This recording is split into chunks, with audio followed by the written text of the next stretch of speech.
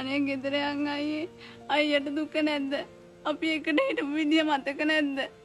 වෙන පවුල් වලට වඩා අපේ පවුල කොච්චර සමගියෙන්ද හිටියේ අයියේ? අයියා එකපාරට මැරුණා වගේ මහාන වුණාම අපි කොහොමද ඉන්නේ අයියේ? අයියාගේ කාමරේ තාමත් එහෙමමයි. අම්මා අත තියන්නවත් දෙන්නේ නැහැ. අනේ ගෙදර යන් අයියේ. නැතිින්න දුව බෑ මට අයියා නැතුව ගෙදර යන්න බෑ.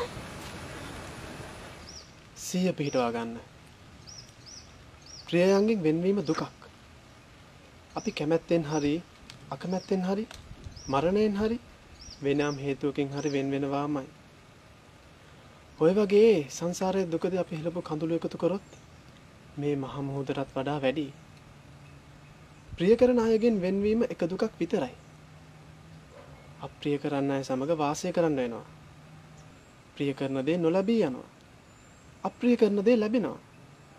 ඉපදෙනවා, ලෙඩ වෙනවා, වයසට යනවා, මැරෙනවා, කායික වේදනා විඳිනවා, ශෝක කරනවා, සුසුම් හෙලනවා වගේ වේදනා ගොටකට මුහුණ දිදී ඉපදී මෙරි සංසාරගත වෙනවා.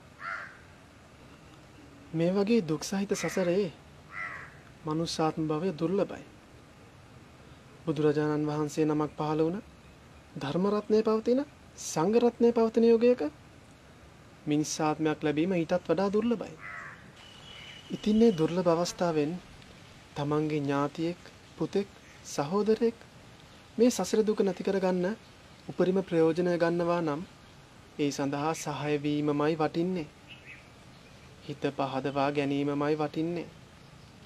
පින් අනුමෝදන් කර ගැනීමමයි වටින්නේ. එහෙම නේද නංගි? ඒත් ඔබ වහන්සේට පුළුවන් ගිහිව ඉන්න ගමන් භාවනා කරන්න. නංගය කතා කරන්නේ ආත්මාර්ථයෙන්. මෝහෙන් මුලා වෙලා. මං කියන දේ පිළිබඳව නිවිසනසිල නැවත නැවත හිතලා බලන්න. පැවිදි ජීවිතය මගේ අරමුණ කරා ලං වෙන්න වේගවත් වෙනවා. ගිහි ජීවිතය හරියට මොනරෙක් වගේ. ලස්සන ඇඳුම් මැඳලා යාන වාහන පරිහරණය කරන බැඳීම් වැඩි ගිහි ජීවිතය මොනරෙක් වගේ. මොනර ලස්සනයි තමයි. ඒත් ඒ ලස්සන පිල් කලම බරයි. බර නිසාම දුර ඉගිරෙන්න අමාරුයි.